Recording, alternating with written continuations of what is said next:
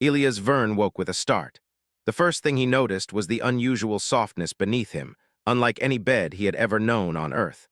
The second thing was the faint, almost musical hum that seemed to come from the walls around him. His head spun for a moment as he tried to piece together how he had ended up here. 1 minute, he was reviewing human diplomacy reports in the low-gravity chamber of the interstellar station, and the next he had no memory of traveling anywhere. Then he saw her. Sarinth sat cross-legged on the bed beside him, her large, luminescent eyes studying him with a mixture of curiosity and quiet determination. Her violet skin shimmered slightly in the ambient light, and her long, flowing tendrils moved almost as if they had minds of their own. Elias blinked, unsure if this was a dream or some kind of hallucination brought on by stress and lack of sleep. "You're awake," she said. Her voice was melodic, almost vibrating slightly in the air. "Good, you cannot leave now." Elias frowned. "Wait, what?" I can't leave." His heart began to race. Was this some alien interrogation ritual he had accidentally walked into? He tried to sit up, but Sarinth gently but firmly placed a hand on his shoulder. Her touch was surprisingly warm, like a summer breeze, and oddly comforting despite the strange situation. "No," she said calmly, "you are my mate, and the first stage of bonding cannot be interrupted." Elias froze. Mate, bonding. He felt a mix of confusion and panic rising in his chest. Humans had never encountered a species that defined personal bonds in such a formal, immediate way, and he had certainly never signed up for this. I think you're misunderstanding," he said carefully.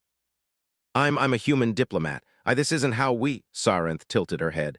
"No misunderstanding. On my world, resting together initiates the bond. You accepted the offer to rest. You are now bound." Elias' mind raced. He remembered politely accepting her invitation to relax after the council meeting, not realizing it was an official ritual. His human instinct was to negotiate, but even he realized he was far out of his depth. He tried to stay calm. "Okay, let's slow down," he said. "Can we talk about this? I don't even know what your rules mean." Sarinth's eyes softened slightly. "You will understand in time, but until the cycle ends, you are not to leave this chamber." He swallowed hard, then tried to shift position slightly, testing her reaction. She remained still calm but firm. Elias realized quickly that she wasn't going to budge. He took a deep breath. "All right, Elias, you've handled worse. You can handle this." "So we're stuck here together for how long?" he asked, trying to keep his voice light, even though panic still tickled his stomach. 3 planetary cycles, Sarinth said simply. "The council will observe. Compatibility will be measured." Elias' eyebrows shot up. 3 planetary cycles? That could be weeks. He felt his pulse quicken, but then he noticed something. Sarinth didn't seem aggressive. She didn't raise her voice. She didn't demand obedience beyond this ritual, and she looked genuinely curious about him. He decided to take a different approach. If the only way to survive this was to engage with her, he would do it on human terms. "All right," he said slowly. "I don't know your rules yet, but I do know something about humans. We talk, we explain, so maybe we can start there." Sarinth blinked, and then in a surprising gesture she nodded. "We can talk." Elias exhaled, relief washing over him. The fear hadn't vanished, but now it was mixed with curiosity. He had always loved first-contact situations, and while this one was unusual, he was fascinated by the challenge. "Good," he said. "Then I want to understand everything about this bond, why it exists, what it means, and how humans are supposed to navigate it." Sarinth's eyes glimmered. "It exists because the bond ensures harmony. It allows 2 beings to share understanding. It is sacred." Elias nodded slowly. He could work with sacred. He had studied alien cultures before. He could navigate this. "And how does it start?" She gestured to the bed. "Resting together, sharing space, listening. That is why you cannot leave. The bond begins through presence and attention." Elias tried to absorb this. "So it's not physical, it's more mental, emotional." "Yes," she said simply. "Through thought, touch, and presence. Your species is different. You do not understand immediately, but you will feel it." He felt a shiver run down his spine, not from fear, but from awe. This was not just a ritual, it was a bridge between minds. And he realized something. Humans were uniquely suited for this. They were curious, adaptable, and capable of subtle emotional understanding in ways many alien species could not grasp. Over the next hours, Elias and Sarinth began to talk. They exchanged stories about Earth and Sarinth's homeworld, about human customs and alien rituals. Elias discovered that Sarinth had been trained to assess potential mates for centuries, yet she had never encountered a species that responded with patience, humor, and dialogue rather than instinct or force. "You are fascinating," she said at one point. "Most species would struggle. You navigate conversation even under pressure." Elias laughed lightly. "Thanks, we call it talking it out. It's sort of our superpower." Sarinth's tendrils twitched slightly, almost like a smile. "Your species may survive where others fail. You are resilient." The day passed surprisingly quickly. They shared stories, laughed at misunderstandings, and Elias even managed to teach her a few simple Earth games. He realized that this forced bonding chamber was less a trap and more a classroom, a chance to build understanding through presence and engagement. By the time the ship's ambient lights dimmed into a night cycle, Elias felt calm. Not entirely comfortable, but curious and determined. He had no idea what the council would think or what would happen in the coming cycles, but he did know one thing: humans would adapt. Humans would find a way. And somehow, in the middle of this strange alien ritual, he felt a spark of hope. Sarinth watched him with quiet interest. "You are unlike any being I have encountered. Perhaps the bond will be enlightening." Elias grinned. "And maybe humans will learn something too. Like how to survive being stuck in a bed with a violet alien who insists you're their mate." Sarinth's laughter was like wind chimes. "You are amusing. It may be easier than I thought." And so, as the alien ship drifted silently through space, two very different beings began the first stage of a bond neither fully understood, but both were willing to explore. Elias knew the road ahead would be strange and challenging. But if humans had learned anything over millennia, it was that they could face the unknown with curiosity, courage, and a sense of humor. The first cycle had only begun, but already Elias could feel that something remarkable was starting to take shape. Something that might not just redefine human-alien relations, but also show the galaxy why humanity was different. The second cycle began with the quiet hum of the alien ship settling into its new orbit. Elias awoke to find Sarinth already observing him, her violet eyes reflecting the soft light. She had shifted positions in her sleep, but there was a calmness about her that made Elias feel more at ease than he expected. Despite the strangeness of being declared her mate, he realized that he was learning something important. About patience, about communication, and about the ways humans could adapt to circumstances no other species had ever faced. "Good morning," he said cautiously, rubbing his eyes. "Good morning," Sarinth replied. Her voice was calm, but there was a curiosity there that reminded Elias of a child discovering something for the first time. "You slept well." "I did," Elias answered. "Better than I expected, honestly. And you?" "I slept sufficiently," she said, a small tendril brushing over her shoulder. "You are easier to be around than most beings. Most beings panic. You do not." Elias smiled, a little embarrassed. "I guess humans are good at adapting. We've had to adapt for a long time. Sometimes it's survival, sometimes it's just life." Sarinth studied him for a long moment. "Adaptation, that is why your species survives?" "Yes," Elias said thoughtfully. "We can learn quickly, adjust, and try different solutions when things are difficult. Sometimes that makes us seem reckless to others, but it's effective." She leaned closer, her expression contemplative. "Effective, I see. Then perhaps the bond with a human may teach me more than I expected." For the first time, Elias felt a flicker of confidence. Despite the awkwardness of being stuck in a ritual chamber, the bond wasn't just a challenge. It was a chance to show the aliens something they might not have anticipated. "I think we might both learn something," he said, "if we're patient and honest with each other." Over the next hours, the two of them began to explore more than words. They shared memories, small, simple stories from their lives, moments that defined who they were. Elias talked about the first time he had sailed on Earth's oceans, the feel of wind and water, the smell of rain on hot asphalt. Sarinth shared images from her homeworld, vast purple forests, floating cities that shimmered with light, and creatures that moved as if the air itself guided them. Elias was fascinated. Every detail seemed impossible yet beautiful. He realized that part of being human was finding wonder even in the strangest of places. That wonder, he thought, might be the key to surviving not just this ritual, but the galaxy itself. As the day wore on, Sarinth's questions became more personal. "Why do humans laugh?" she asked suddenly, her eyes focused on his face. Why do you find humor in simple things? Elias laughed lightly. Laughter, it helps us connect. It helps us deal with stress, fear, and confusion. It's a way of saying, I understand, I'm okay, and you're okay too. Sarinth's tendrils twitched. Understand, okay, connection, I see. Then perhaps humans are more resilient than they appear. Elias nodded. Exactly, and not just resilient in strength, but in spirit.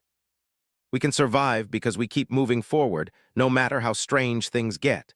Later, the ship's AI announced that observers from the council were monitoring the bond. Elias felt a twinge of nervousness.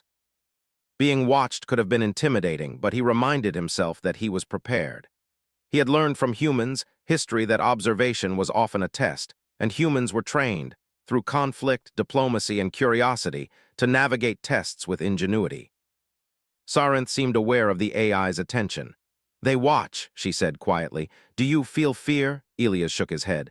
A little, but fear doesn't control me. I focus on understanding first. That's what humans do. Her eyes widened slightly. Understanding first, that is rare.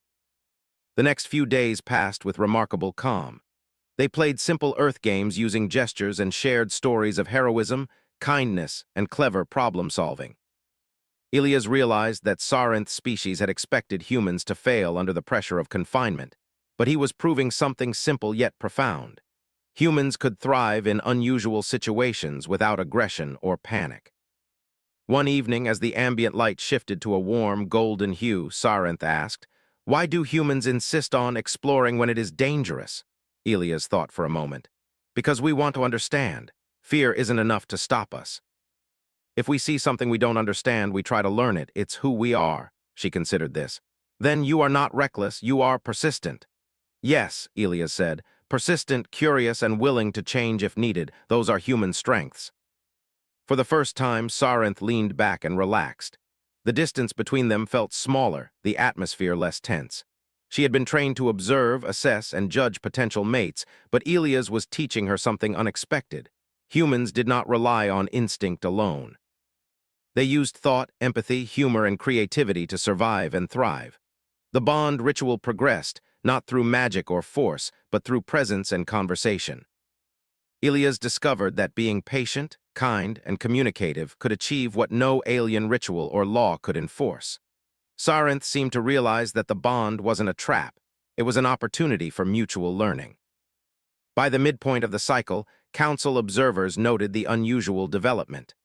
Other species might have panicked under observation, but the human remained composed, even in the most uncomfortable circumstances.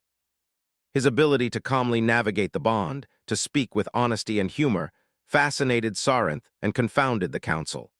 Elias began experimenting with small Earth techniques to help Sarinth understand human emotions. He described simple rituals like shaking hands, hugging, or sharing meals, and how these created trust. Sarinth was intrigued. She tried mimicking the gestures, her tentacle-like tendrils curling awkwardly but earnestly. Elias laughed, and the laughter itself became a bridge, an exchange of emotion beyond words.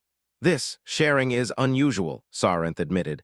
I did not expect laughter and connection to be important. Yes, Elias said, connection matters more than ritual sometimes. Humans survive because we understand each other, not just because of rules or strength. The AI chimed, reminding them that only one cycle remained before the council would evaluate the bond formally. Elias felt a mixture of anticipation and determination. He understood that their success depended not on resistance or cunning, but on communication, empathy, and patience. That night, Elias and Sarinth spoke quietly about their hopes, fears, and memories. He told her about Earth's oceans, mountains, and cities. She shared visions of her homeworlds, floating gardens, and musical rivers. The more they spoke, the more Sarinth seemed to relax, no longer focused on testing him, but truly engaging with him. Elias realized something important. Humans were uniquely capable of building trust in unfamiliar circumstances. While other species relied on fear, instinct, or formal rituals, humans could navigate relationships, even alien ones, through understanding, patience, and humor. By the time the second cycle ended, Elias had learned more about Sarinth than anyone else ever had. She was intelligent, curious, and deeply committed to her traditions, but she was willing to bend them when she saw value in another perspective. He had proven that humans were not just survivors, but adapters, negotiators, and bridge builders. The bond, once feared as a trap, had become an exercise in mutual discovery. Elias understood that this was only the beginning. The final cycle would bring challenges, but he felt ready. Humans had a way of turning obstacles into opportunities, and he was determined to show Sarinth and the observing council exactly why humanity was different. As the ship drifted silently in the light of distant stars, Elias looked at Sarinth and smiled. "Tomorrow we finish the cycle," he said, "and I have a feeling we'll both be surprised by what we learn." Sarinth nodded, her expression softening. "Perhaps this bond may not be as simple as I thought. Perhaps humans are remarkable." And in that quiet chamber, under alien light and the soft hum of the ship, two beings prepared to complete a ritual neither fully understood, but both were eager to explore. Elias knew that humanity's strength lay not in power or aggression, but in curiosity, empathy, and the courage to face the unknown with an open heart. The final cycle began with a quiet tension in the air, though Elias could feel that it was different from the earlier cycles. There was no fear, no awkward hesitation, only a sense of anticipation. Sarinth sat across from him, her violet eyes gleaming with curiosity and something softer, respect, perhaps. The bond ritual had already revealed more than either of them expected. What had started as a strange, binding ceremony had transformed into a genuine connection built on trust, patience, and understanding. Elias took a deep breath, feeling the hum of the ship through the bed beneath him. This time he didn't feel trapped. He felt ready. "Good morning," he said, smiling. "I think we're going to finish this cycle with something we'll both remember." Sarinth's tendrils twitched gently in acknowledgement. "I am prepared," she said. "And curious." She tilted her head, studying him as though seeing him for the first time in a new light. "You have changed the way I thought about bonding. I did not expect this understanding." Elias nodded. "Humans often surprise others. We learn, adapt, and sometimes we teach without even meaning to." He hesitated for a moment, then added with a small grin, "Even when stuck in a bed on an alien ship." Sarinth's laughter echoed softly through the chamber, musical and bright. "You are amusing," she said. "And correct, your species teaches by example." The day passed slowly but richly. They shared stories that were more intimate now, not just about places and history, but about thoughts, fears, and hopes. Elias spoke of his first time seeing the stars through a telescope, the feeling of wonder that had stayed with him ever since. Sarinth shared her memories of the first time she had walked on her planet's floating gardens, the dizzying beauty of weightless vines, and the songs her people sang to honor the world. As they spoke, the bond ritual's invisible threads seemed to grow stronger, though neither of them focused on it directly. Instead, it manifested in subtle ways: shared gestures, a growing ease in conversation, laughter at small jokes, and the comfort of silence when words were unnecessary. The Alien Council's AI continued to observe, recording every movement and interaction, but Elias felt no fear.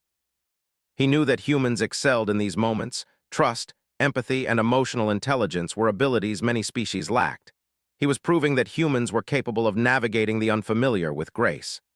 "You are patient," Sarinth said suddenly, her gaze fixed on him. "Most species would have reacted with fear, anger, or resistance. You observe, listen, and adjust. This is remarkable." Elias smiled. "We have to be. Humans face challenges all the time. We've learned that the best way to survive isn't always by fighting, it's by understanding. By finding common ground, by listening." Sarinth's eyes softened and she leaned slightly closer. "Then, perhaps humans are more than I imagined, not just strong or clever, but insightful. You see meaning where others see only rules." Elias nodded, feeling warmth spread through him. "Exactly, and the same goes for bonds. It's not just about rituals or laws, it's about connection, respect, choice."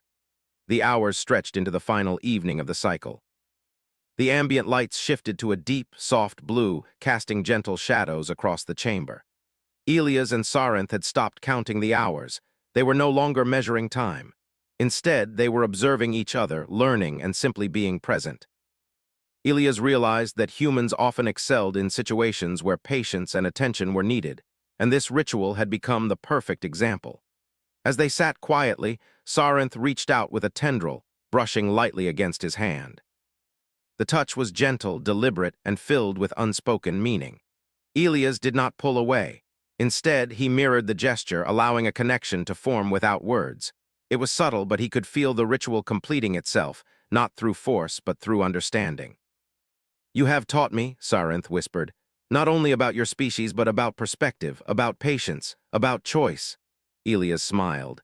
"And you've taught me about your world, about traditions, respect, and curiosity. I think we've both learned that understanding matters more than rules." The AI chimed softly, signaling that the council would begin evaluation shortly. Elias felt a small flutter of nerves, but they were tempered by confidence. Humans thrived in observation, adaptation, and reasoning, and he knew that he had demonstrated these skills fully. When the council representatives finally appeared, projected as luminous holograms above the chamber, there was a moment of silence. They were used to seeing the bonded species struggle, panic, or comply without thought. What they witnessed now was different. Elias was calm, attentive, and engaged. Sarinth was relaxed, smiling, and clearly respecting his autonomy. The bond was complete, but it had been formed through mutual understanding, dialogue, and patience rather than force.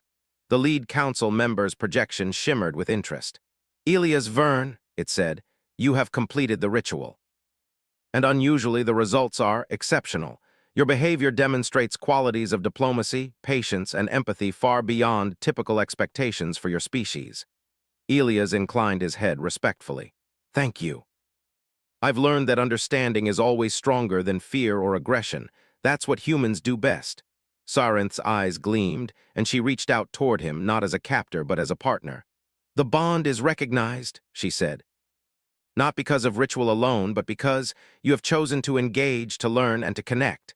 This is remarkable." The council observers murmured among themselves. They had never seen a human act this way during a bonding ritual.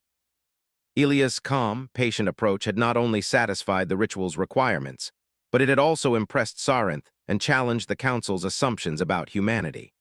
As the observers withdrew, leaving the chamber in quiet solitude, Sarinth turned fully toward Elias.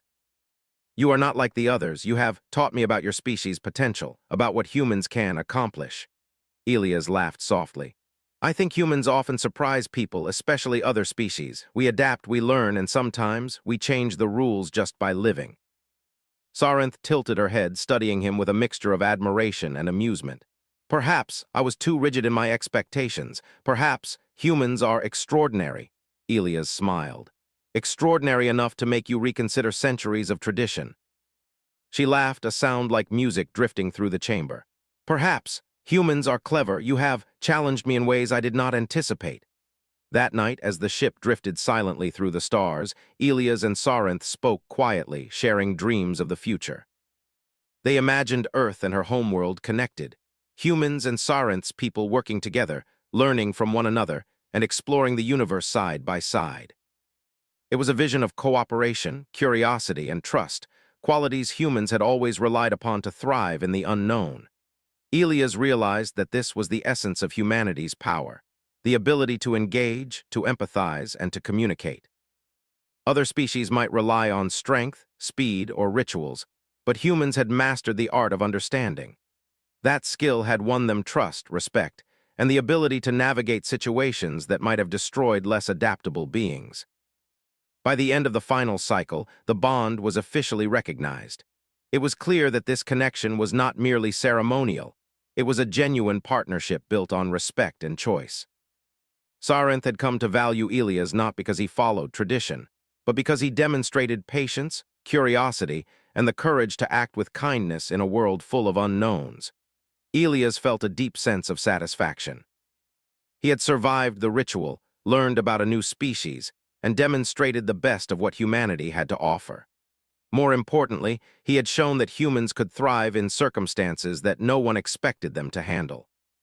The bond ritual, once feared as a constraint, had become an opportunity for growth, learning, and connection.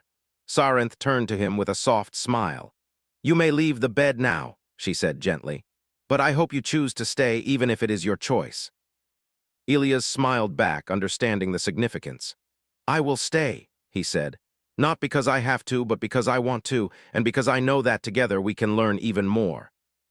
In that quiet chamber, surrounded by stars and the gentle hum of the alien ship, Two beings from different worlds embraced a bond built on understanding, respect, and choice. The ritual had ended, but the journey was only beginning. Ilias knew that humanity's greatest strength was not in force, dominance, or instinct. It was in the ability to connect, to learn, and to inspire trust across the universe. And as the ship continued its silent journey through the cosmos, Ilias felt certain that humans would not just survive, they would thrive. Not through aggression, but through the qualities that had always defined them: curiosity, empathy, patience, and the courage to face the unknown with an open heart. Sarinth's gaze met his, a silent agreement passing between them. They had both learned, both grown, and both chosen a path forward together. It was a bond neither of them could have predicted, and yet it was exactly what the galaxy needed. A reminder that understanding, patience, and connection could achieve far more than fear or force ever could. And in that moment, Ilias understood fully why humanity was different.